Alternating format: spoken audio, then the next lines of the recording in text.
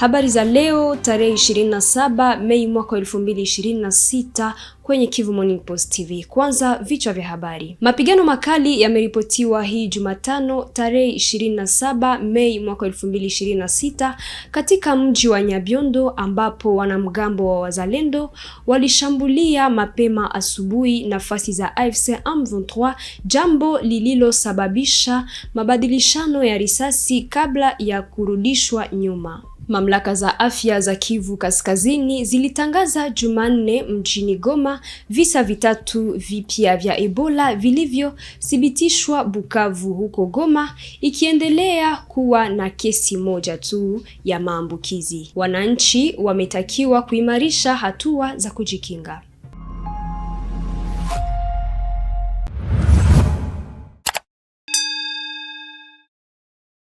Hujambo. Mapigano makali yalirekodiwa hii Jumatano tarehe 27 Mei mwaka 2026 katika mji wa Nyabiondo.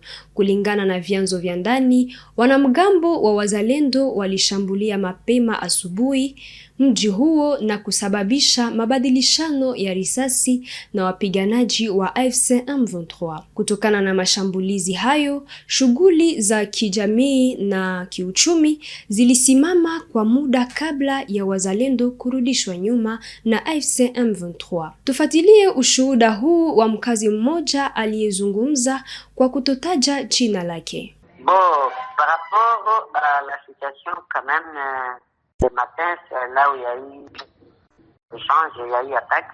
Ce sont les équipes qui ont attaqué les M23. Ouais, juste au niveau à partir de 5 heures et jusqu'à vers 7 heures.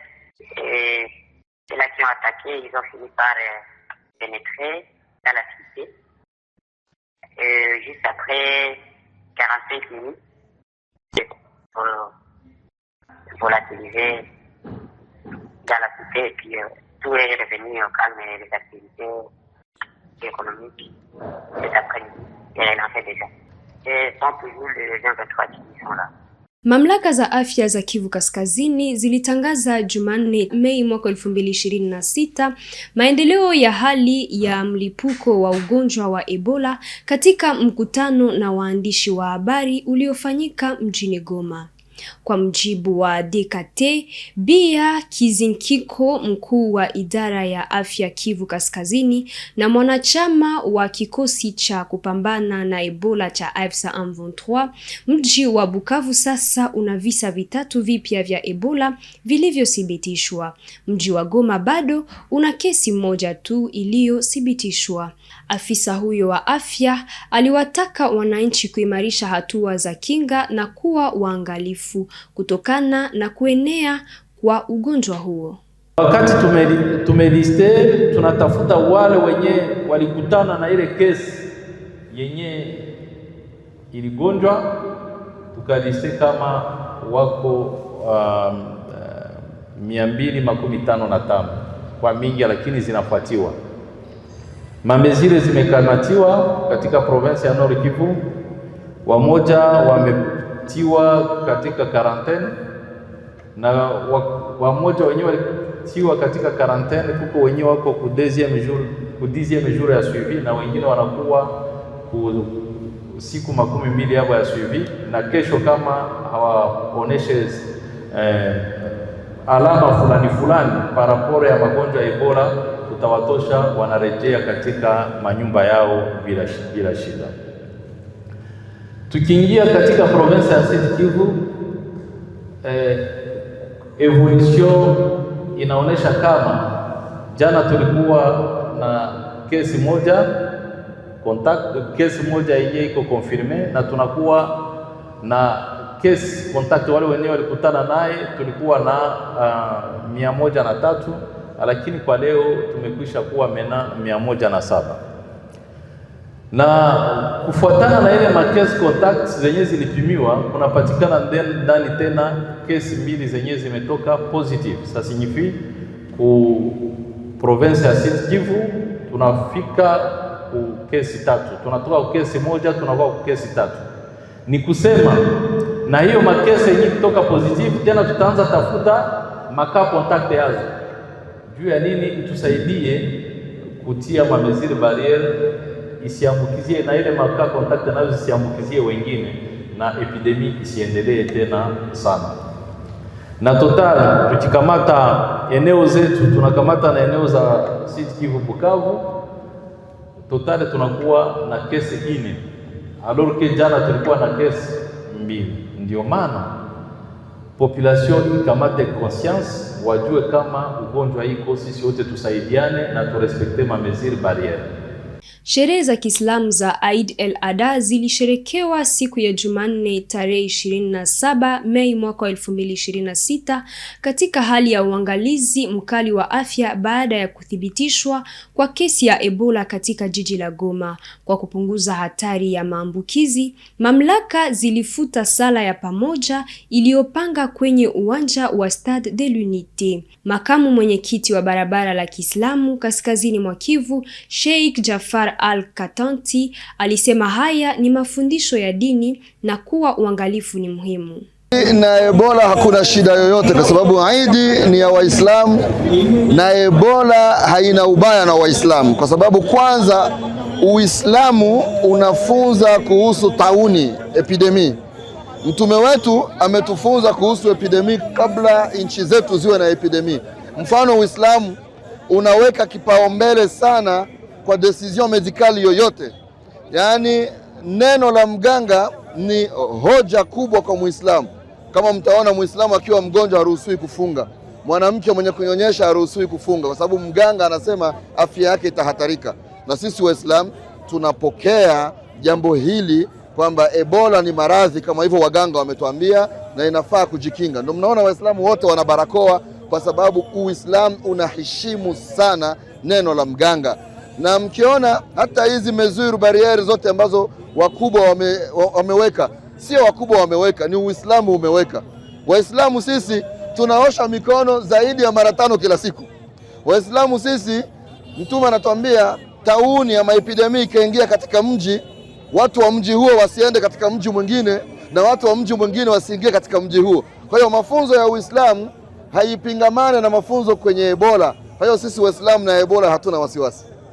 Jumuiya ya maridhiano ya asasi za raia katika eneo la Mwenga inalipokea uamuzi wa Wizara ya Madini wa kusimamisha shughuli za madini katika maeneo ya Mwenga na Shabunda katika mkoa wa Kivu Kusini. Wamesema hili ni pumzi kwa watu na wachimbaji wadogo. Wanasema vikutano vinavyohusiana na mambo haya si muhimu kwa sasa kwa sababu maombolezo ya wananchi yamesikilizwa. Bienfait Fazili Mulunda wa Lubanda ni mwenyekiti.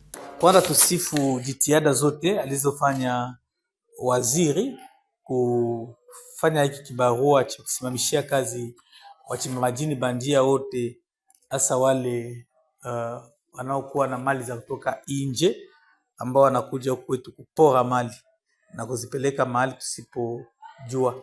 Hata kama watu wamebabaika, maana tangazo hilo ama hiyo uamuzi, hiyo hatua ambao waziri amekamata ilikuwa kabisa haieleweki. Lakini kwa sasa kupitia mwanabunge wetu Trésor Mtiki Lutala ambaye amepiganisha na kufanikiwa kupata tangazo hili linaloweka wazi wazo ya waziri ambayo inakuwa ni wazo ya kusafisha mazingira kwenye eneo ya kuchimbia madini na kufunga hivi wizi wa mali ya raia. Sisi kama shirika la raia ni sharti tusifu viongozi hawa, kila mtu kwa ngazi yake, na kwa kutofautisha hivi wachimba madini wadogo wadogo wanaojisaidia kwa ajili ya maisha na wale wachimba madini wakubwa wanaokuwa na vyombo vikubwa vikubwa na wanaopora mali ya nchi bila kurudisha kitu. Hatua hii imeweza sasa kupigiwa mikono na kusifiwa kabisa, maana ni hatua nzuri ambayo naomba ifuatiliwe vizuri na tuone matunda yake.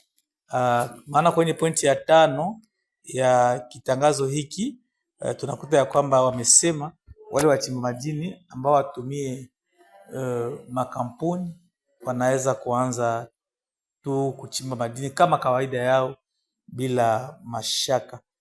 Tumesifu hiyo, lakini tupenda kukumbusha kwamba tumesikia kwa pointi ya 3 ya tangazo hili ya kwamba kutakuja commission ya uchunguzi utakaofika hapa, nasi tumeomba kwamba commission hiyo ichangane na mashirika za raia ili kuwe uwazi. Maana tumeona kwenye muhula uliopita ya wanabunge wamefika hapa kufanya uchunguzi sawa na hiyo, lakini haikufua dafu na haikuzaa matunda kabisa. Maana wengi walitumia bure mali ya serikali na wengine wakajitajirisha kupitia wale wachimba madini, na vibarua vikenda vakia ndani ya makabati Kinshasa bila kufanya kazi. Na tukaona ya kwamba mbele ya uchunguzi hiyo na kisha uchunguzi yote ilikuwa sawa. Vyombo vya usalama vimewakamata watu kadhaa wanaoshukiwa kwa ujambazi kwenye barabara ya taifa namba 1 usiku wa Jumamosi tarehe 23 Mei mwaka 2026. Washukiwa hao walikuwa wakijaribu kupora na kuwatoza fedha wasafiri kwenye njia ya Kinshasa Matadi. Waliwasilishwa mbele ya gavana wa mkoa Grace Bilolo na wanatarajiwa kufikishwa katika kikoa cha mahakama ya jeshi ya Matadi. Sous la direction du commissaire supérieur principal Adolphe Binanga, chef intérimaire du commissariat provincial de la police nationale du Congo central, ces jolis coups de filet et les résultats d'une opération nocturne ciblée. Les 8 malfrats ont été capturés dans la nuit du samedi 24 mai dernier après un échange de tirs nourris avec les forces de l'ordre. Les groupes criminels avaient tendu ces embuscades à la hauteur du village de Louvavamou, dans les territoires de Songololo, un point névralgique de la route nationale numéro 1, comme l'a expliqué devant l'autorité provinciale le commandant de la police des investigations criminelles, le commissaire supérieur Delphin Ngoy. Face à cette menace sur la sécurité des voyageurs, le gouverneur de province, Grace Kongamasung Bilolo, est intransigeant. Il a salué la vigilance et la réactivité des forces de l'ordre. L'autorité provinciale, après avoir fustigé d'un ton sévère les actes répréhensibles de ces malfrats, a réaffirmé sa volonté à pacifier totalement cet axe routier vital pour la province, en mettant ces hors-la-loi hors d'état de nuire. Mboka oyo ezali mboka ya droit, déjà nzele ezali pasi, bato bazoluka vina pasi, bino boponi lisusu mosala ya kodéranger bango. En tout cas, je serai très sévère na bino. Bokanisa te kende bozawa bosala susu mambosalaka boke kuna ba libérer bino. Ba plaignant lokwa na landi awa ba preuve ezali et puis bazali identifier. Celle nzela tozana ngo pour to atteindre que ça peut ba province mosusu ezali oyo au-delà ya pasi ya nzela bobakisi biso lisusu ba pasi ya insécurité. Et désormais makambo na Congo central et koleka lisusu te. Et mbano na bino lobby audience foraine ozala libanda bakolakisa bino bosamba libanda na population no se mona bino bakokondane bino libanda. On était à Kinshasa il y a 3 jours. On était dans une réunion avec la première ministre chef du gouvernement. Je pense que les instructions qu'on nous a données par la première ministre, je vois que c'est vraiment mis en application. Je pense qu'on va atteindre le but pour arriver à zéro insécurité sur la nationale numéro 1. De son côté, le commissaire provincial intérimaire de la police nationale du Congo central, le commissaire supérieur principal Adolphe Binanga, qui a remercié le chef de l'exécutif provincial de son accompagnement, a promis d'intensifier les opérations de patrouille sur la RN1 entre Matadi et Kinshasa, pourvu que les moyens logistiques soient mis à sa disposition. Le gouverneur nous assiste, après Sakambong, tout ça dans Moussala. Mais to sengi na ya attaque papa a continué ko pesa pour Moussala pes et monan. To za ko baliser le terrain pour que zéro criminalité sur la RN1, zéro criminalité dans la ville de Matadi et partout ailleurs. À quelques mois de l'arrivée. Mamea wa Kinshasa na Barumbu, Bienvenue Mbalibi na Christophe Lumami walifanya ziara katika soko kuu la Kinshasa Jumanne tarehe 26 Mei mwaka 2026 kwenye mkutano ya barabara za Rwakindigi na Bokassa. Walifanya kazi kwa ushirikiano kutekeleza maagizo ya Rais wa Jamhuri Felix Tshisekedi baada ya ziara yake kwenye miradi mbalimbali katika mji mkuu. Lengo lao lilikuwa kuboresha mtiririko wa magari pamoja na usafi wa mazingira mjini Kinshasa. Toza awa na zando mingi na croisement ya Rwakading na Bokasa. Boninga na ngai ya Barumbu na ngai moko toyaki mpona kotala ndenge nini ba instruction ya mokonzi ya mboka eza kosalema.